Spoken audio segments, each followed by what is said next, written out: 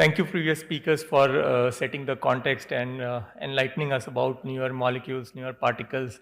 But unfortunately, many of our patients will not be able to afford these therapies. And very few of our patients will actually be surgical candidates. And I'll be talking about optimizing surgical candidacy for HCC, especially in resource-constrained settings. Right. So we know in Bangladesh, HBV is the leading cause of HCC, about half of the cases, and HBV prevalence has dropped in Bangladesh, and it is now 4% as per the recent data. Now, when we talk about resource-limited setting, what we are talking about is late presentation. We are talking about financial and logistic constraints, which affects people accessing healthcare, diagnostic resources are limited, and as a natural history and late presentation, very few of them will be, actually a candidate for surgical resection. Obviously, loco-regional therapies, immunotherapy, and liver transplantation, they are very limited, right? And many of these patients will be financially constrained. They will not be able to afford treatment, and they will probably quit treatment at some point of time. A number of specialist HPB surgeons who will be treating these patients with surgery is also small. So these are the challenges which we are going to face. So obviously prevention is better than cure. Vaccination program, routine screening will pick up these lesions at an earlier stage where we can do something about them. And data clearly shows that if we do that, we will pick them up at an earlier stage and we will be able to cure them better. But having said that, if we see a patient with HCC, what do we do? So HCC is an interplay of three factors. Most of these patients will have chronic liver disease. They will have a bad liver, they will have disease, and we will have to see how the patient is doing. So we have to, balance the benefits of treating these patients with potential harms of treatment in view of their liver being bad. So we have to quantify tumor burden, we have to measure extent of liver dysfunction and see the performance status of these patients. Obviously, we have to do biomarkers. If you look at the Western guidelines, they are not very pro-surgery. They are more leaning towards systemic treatment, loco-regional treatment, and liver transplantation, while Asian guidelines are more permissive towards liver resections. This is a chart. This is a BCLC guidelines, which was updated just 3 days ago. And if we see, a very small fraction of these patients are going towards resection. On either side of it is ablation, transplantation, TACE, immunotherapy, and they have introduced a very important concept, that's CUSC. I do believe that BCLC underutilizes resection. It's too restrictive. It's okay with other therapies. Now, if we look at the data where people have done resection beyond BCLC, you will see we can get good outcome in well-selected patients even with resection. So here there are 4 series, and you can see BCLC-B, BCLC. When surgery is compared with other modalities, the survival outcome is good in surgery arm compared to the other thing. If we look at multifocal HCC, if we look at HCC with vascular invasion, also again in well-selected patients, outcomes are much better than non-surgical modalities. Another pressing concern is clinically significant portal hypertension. When we talk about clinically significant portal hypertension, it is defined by either HbPG more than 10 or varices or history of bleeding.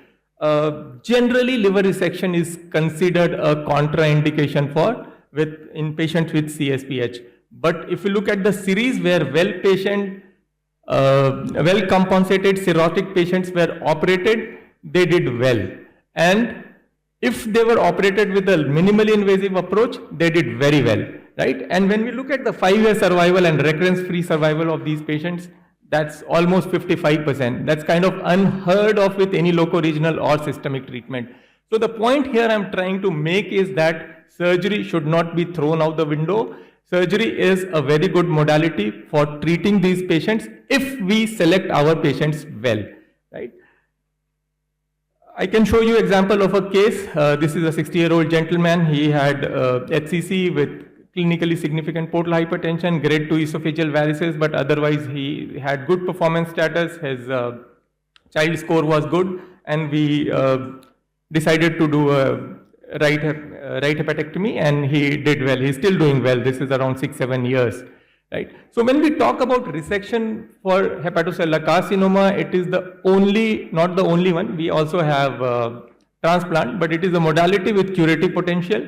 It should be at least thought of as a first line treatment in patients with preserved liver function and preserved functional status. It's obviously would be cost effective in a constrained resource setting, and it will give us tumor for histological and molecular analysis. We can do repeat resection or ablation later on, and it can sometimes be used as a bridge for liver transplant. But obviously, at the same time, we are worried, some of these patients might decompensate in the postoperative period. They can have post-hepatectomy liver failure, recurrence rates are high, and guidelines, as I said, typically restrict it to very selected patients. So we have to choose very wisely, yes? Very wisely.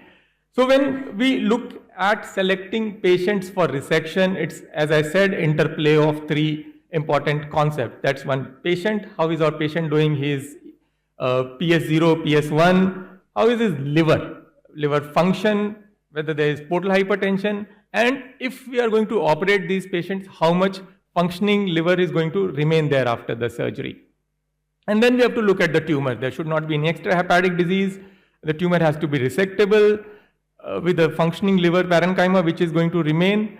And biology we have to look at. We have to look at AFP, we have to look at PIVCA. Now, if everything align, we have a good liver, we have a good patient, and a tumor biology is good, then only we are talking about resection. And if these criteria are met, then we should not shy away from resecting these patients, even in contrast to what guidelines recommend.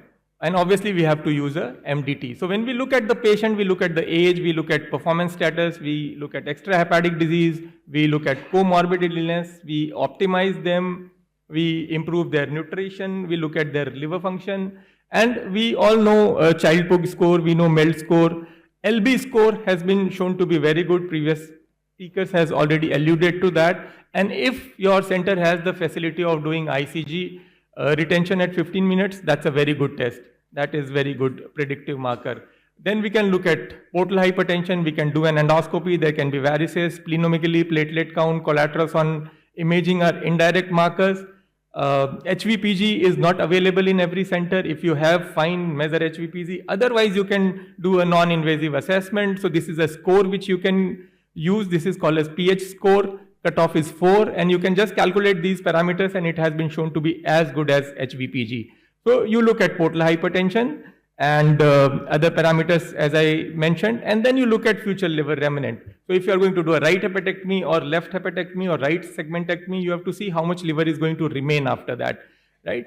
Because as I said, PHLF is the most concerning thing in these patients, and when it occurs, it leads to mortality. So we want to avoid that. So we have to do a volumetry, we have to look at FLR, and this is how we do a CT volumetry. And these are the numbers which we want. In a normal liver, 20%, in a cirrhotic liver, more than 40% should be there if you are planning for a liver resection. Sometimes FLR is not adequate, then you can use some strategies to increase FLR. The most commonly used is portal vein embolization, and ALPS is generally not used in HCC, and we can do non-anatomical parenchyma sparing resections, though they are considered a little inferior to the anatomical resections. But yes, if FLR is not adequate, we can resort to that. And this is one of the examples where you can see pre-PV and post-PV scans.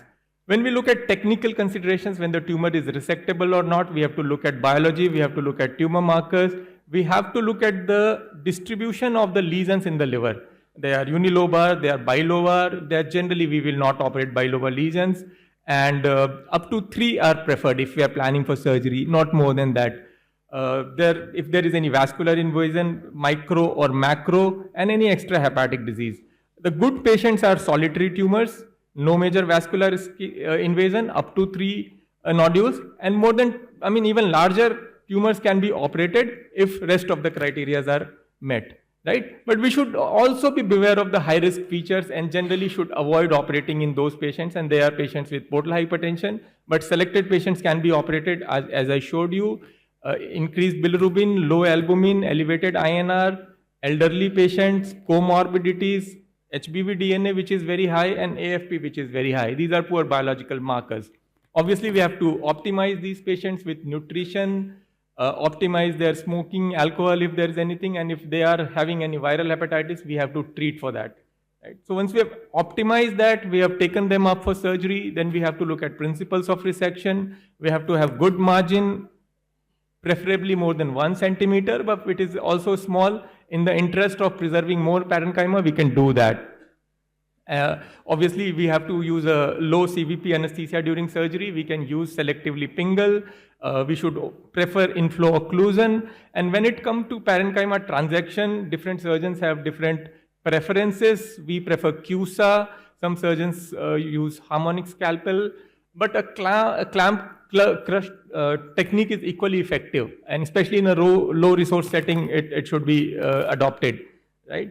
And I would want to specifically talk about minimally invasive resections, because if you look at data, this is an approach which has actually been shown to improve outcome in these patients. The routine minimally invasive advantages, that less blood loss, less transfusion, early discharge, those are there. But what is most important, or what is most charming for me, is that these patients, when undergo a laparoscopic procedure or a robotic procedure, minimal invasive procedure, I will not talk about robotics here in the interest of low resource setting, but laparoscopic is as good as robotic, and they do not have much impact on their liver function post-operatively, right? So if possible, we should try and develop skills, and we should operate them laparoscopically. I will just show you an example video of a cirrhotic patient with portal hypertension who had a large lesion in, I will just go a little fast. You have to do an intraoperative ultrasound. We detected one more lesion in segment 6, and then we did a left lateral.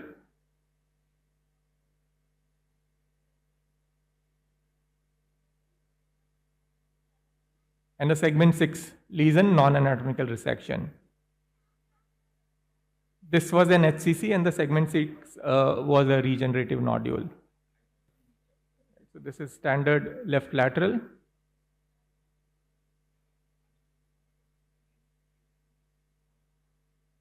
And this is the left hepatic vein, and then and this is a segment 6 lesion here. So we can drop it here. And when we talk about the post-operative management, it's a routine post-operative management with special emphasis on post-hepatectomy liver failure prevention. So nutrition has to be maintained. We have to keep them well hydrated, and we have to manage complications. But what prevents is that a good surgery. So there has to be minimal blood loss. There has to be operative time has to be well under control. And obviously, we have to choose these patients well. And if you have the facility of ICG, it has to be done, and FLR is very important. We can also deploy ERAS protocol in these patients, and it has been shown to improve outcomes. If we look at the results of surgical series in well-selected patient, we can see a 5-year survival of 50 to 70%. Recurrence rate is high, but still it results in meaningful high 5-year survival. In experienced centers, high volume centers, mortality risk is very low, close to 2-3%. Morbidity rates are on the higher range, almost as a Whipple, almost 30%. And early stage solitary tumor, no vascular invasive, R0 resection, good liver function, no portal hypertension, antiviral therapy has been shown to improve outcome in these patients. A few slides about transplant, because obviously there are 2-3 issues in transplant when it comes to HCC, especially in our setting. Most of us don't have a well-structured DDLT program. It's an LDLT program. Availability is a concern, then cirrhosis, liver dysfunction, cost, and long-term outcome. So everything has to be put together, and then a holistic approach we can see. But if possible, transplant is a good choice for HCC, and it can be done. And I think we can skip. So take-home message is that resection should be done if it can safely be done. And it is one of the curative options, including hepatic transplantation and ablation. Patient, liver and tumor, these are the key considerations. We have to have a very focused approach on all these things. and minimal invasive surgery improves outcomes. Thank you very much.